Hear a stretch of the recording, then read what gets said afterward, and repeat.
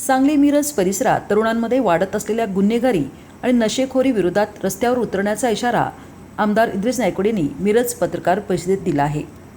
यावेळी त्यांनी अशोक खरात, झिरवळ आदी प्रकरणांमुळे पक्षाच्या प्रतिमेवर परिणाम होत असल्याचे नमूद केले। तसेच मंत्री झिरवळ यांच्या विरोधात काही षडयंत्र रचले आहे का याची चौकशी होणे गरजेचे असल्याचे त्यांनी सांगितले। मंत्री नितेश राणे यांच्यावर प्रक्षोभक वक्तव्याद्वारे धार्मिक तेढ निर्माण करण्याचा प्रयत्न करत असल्याचा आरोप त्यांनी केला। वाचाळवीर राणे यांना मंत्रिपदाचे भान नाही, ते मुख्यमंत्री देवेंद्र फडणवीस यांना ओव्हरटेक करण्याचा प्रयत्न करत आहेत, अशी टीका नायकोडे यांनी केली। अजितदादांच्या अपघात प्रकरणाची सीबीआय चौकशी झाल्यास सत्य समोर येईल असा विश्वास त्यांनी व्यक्त केला।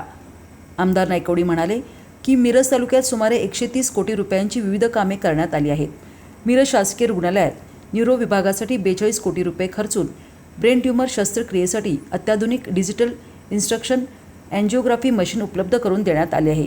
मिरज सिव्हिलमध्ये कॅथलॅब आणि कॅन्सर युनिट उभारणी सुरू असून येथे सुपर मल्टी स्पेशालिटी हॉस्पिटल उभारण्यासाठी पाठपुरावा सुरू असल्याचे त्यांनी सांगितले। रस्ते, पाणीपुरवठा, वीज, धार्मिक सभामंडप यासह विविध विकास कामांसाठी मोठ्या प्रमाणात निधी खर्च करण्यात आला आहे। महापालिका मुख्यालयाची नवीन इमारत, सांगली ते मिरज उड्डाणपूल तसेच मिरजेतील तंतुवाद्य क्लस्टरसाठी निधी मिळवण्याचे प्रयत्न सुरू असल्याचेही त्यांनी स्पष्ट केले। की प्रत्येक अधिवेशनात मी लोकांच्या संबंधी आणि आपल्या विशेषतः आपल्या भागातल्या संबंधित प्रश्न मार्गी लागावेत म्हणून त्या ठिकाणी तारांकित किंवा बाकीच्या अर्ध्या तास चर्चा किंवा बाकीचे आयुध जे आम्हाला मिळालेले त्या माध्यमातून मी प्रयत्न करत असून त्यातनं मला जास्तीत जास्त वेळ दिला जातो। गेल्या अधिवेशनात मला काय झालं, पावसाळी अधिवेशनात सभापती म्हणून बसायचा मान मिळाला, पण त्यामुळे मी वर बसल्यामुळे माझे प्रश्न मला मांडता आले नाहीत, ही एक अडचण झाली, म्हणून यावर्षी आपण ते केलं नाही।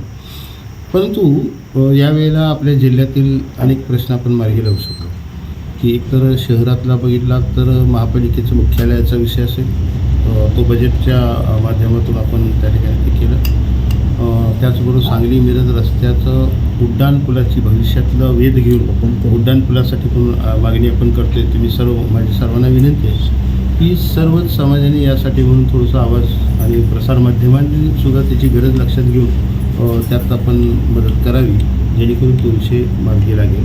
प्रामाणिक प्रयत्न तो केला आहे। सांगलीचं एक वारसा आहे हळद, बेदाणा, यासाठी तंतुवाद्य केंद्र आपलं मिरजेचं जगप्रसिद्ध असणारं तंतुवाद्य केंद्र यासाठी म्हणून सुद्धा म्युझिकल क्लस्टरसाठी म्हणून सुद्धा आपण निधीची मागणी वेगळ्या पद्धतीने केली आहे। असे एक ना अनेक प्रश्न आणि सगळ्यात महत्त्वाचा आरोग्याशी संबंधित असणारा भाग म्हणजे Miraj civil hospital. Miraj civil हॉस्पिटलमध्ये NICUची मागणी पण केलेली आहे, तीही मार्गी लागली। त्याचबरोबर कॅथलॅबचं विषय आता मार्गी लागलेलाच आहे, तोही लवकर पूर्ण व्हावा। आणि ह्याचबरोबर स्वतंत्रपणानं क्षयरोगसाठी, कर्करोगासाठी म्हणून एक स्वतंत्र युनिट या ठिकाणी उभं करावं अशी मागणी मी केलेली आहे। कारण आपल्याला वैद्यकीय शिक्षण मंत्री हसन मुश्रीफ साहेबांचं एक मानस आहे की मिरज सिव्हिल हॉस्पिटल हे मल्टी स्पेशालिटी हॉस्पिटल व्हावं, आणि मग मल्टी स्पेशालिटीचे नॉर्म्स जर आपल्याला पार करायचे असतील तर त्यासाठी म्हणून आधुनिक सुविधा असणारी सर्व युनिट इथं उपलब्ध असली पाहिजे। आज आपले 9 ऑपरेशन थिएटर्स मॉड्युलर आहेत, त्यामुळे तो काही विषय अडचणीचा नाही। बेडची संख्या व्यवस्थित आहे, भरपूर आहे। त्याचबरोबर NICUची युनिट आता आपल्या मंजुरीच्या प्रतीक्षेत आहे, ते मंजूर होईल। कॅथलॅबचं काम सुरू आहे, तेही पूर्ण होईल। पण स्वतंत्रपणानं कॅन्सर हॉस्पिटलसाठी म्हणून आपण मागणी केलेली आहे आणि तीसुद्धा मागणी सकारात्मकदृष्ट्या सरकारने घेतलेली आहे। त्यामुळे ते एकदा पूर्ण झालं की आपल्या मिरजचं सिव्हिल हॉस्पिटल आहे हे मल्टी स्पेशालिटी सिव्हिल हॉस्पिटल म्हणून त्या ठिकाणी नावारूपाला येईल। आज अनेक रुग्णांना त्याचा फायदा होतो आहे। मी मगाशी सांगितलं आपल्याला की न्यूरोसाठी म्हणून एक महत्त्वाचं की ब्रेन ट्यूमरसाठी म्हणून असणाऱ्या 2च मशीन्स उपलब्ध आहेत महाराष्ट्रात। त्यापैकी एक मशीन आपण मिरजला घेतलं, मिरज सिव्हिलला 42 कोटी रुपयाची मशीन आहे। गोरगरिबाच्या वाट्याला जर ब्रेन ट्यूमर आला तर तो 25 लाख आणि 30 लाख रुपये कुठून घेणार आहे, कुठून मिळणार आहे त्याला, आणि कोण मदत करणार आहे?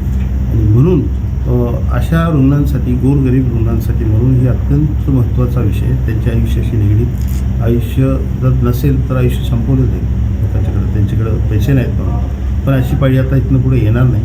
कारण गोरगरिबांसाठी सुद्धा हे फार लाभदायक आणि आमच्याकडे फ्रीमध्ये होतं ना सगळे, आणि काही ठिकाणी नॉमिनल चार्जेस असतील, पण ते काय फार हेवी नसतात।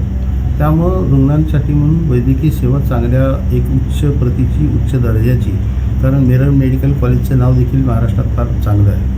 आज महाराष्ट्रातलं 2 नंबरचं मेडिकल कॉलेज म्हणून ओळखलं जातं. ते आता 1 नंबरला नेण्याचा आमचा प्रयत्न आहे.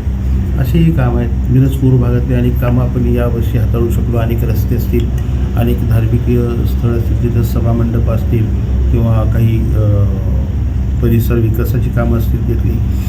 त्या ठिकाणी पाटबंधारे विभागात आढावा बैठक घेणारा मी एकमेव आमदार आहे. अनेक वर्ष झाली, 20 वर्ष झाली लोक ओरडत आहेत की कॅनलमध्ये असं होतं आहे तसं होतं आहे. आता बंदिस्त नलिकेचं काम सुरू आहे, पण तेही पूर्ण नव्हतं आणि काही ठिकाणी लाभार्थी असताना तिथंपर्यंत पाणी पोचत नव्हतं.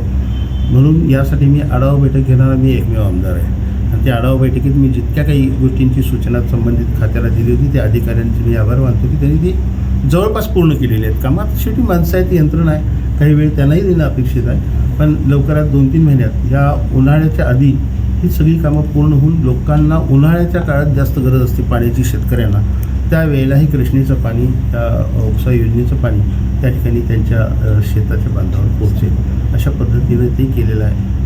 विजेच्या मागणी संदर्भात सुद्धा बरीच वर्ष दुर्लक्षित झालेली अनेक ट्रान्सफॉर्मर्स आपण जवळजवळ 36 ट्रान्सफॉर्मर्स आपण आपल्या माध्यमातून त्या मिरज पूर्व भाग आणि शहरात त्या ठिकाणी नवीन उभं केली. काही ट्रान्सफॉर्मरांची क्षमता वाढवली. 65चे होते 100 केले किंवा 65चे होते तर तिथं अनेक 65चं बसवलं.